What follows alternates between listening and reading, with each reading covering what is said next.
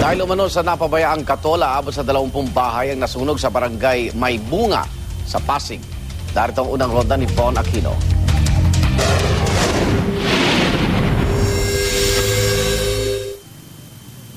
Dalawampung bahay ang nilamon ng apoy sa barangay May Bunga, Pasig City bago mag-alas 3 ng madaling araw. Umabot lamang sa unang alarma ang sunog.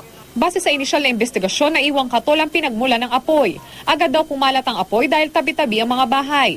Mga bahay ito ay dikit-dikit, ang iba ay made up of light combustible materials. Pasi doon sa ating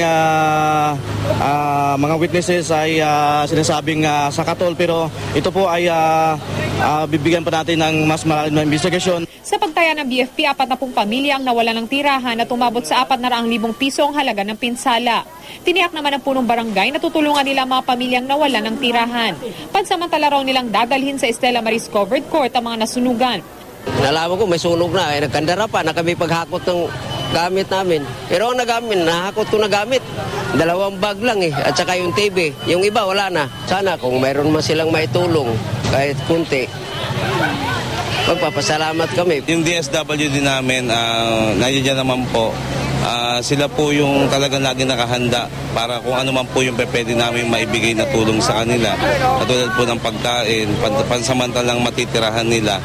Doon po sa covered court.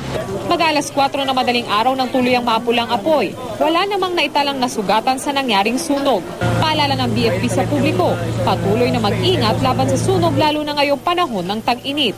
Ang ating paalala sa ating mga kababayan ay lalong mas ingatan yung ating mga bahay sa anumang sanhi ng sunog. Pagmula ng sunog, yun nga lagi nating pinapaalala na ang lahat ay maging bumbero na ating sariling tahanan.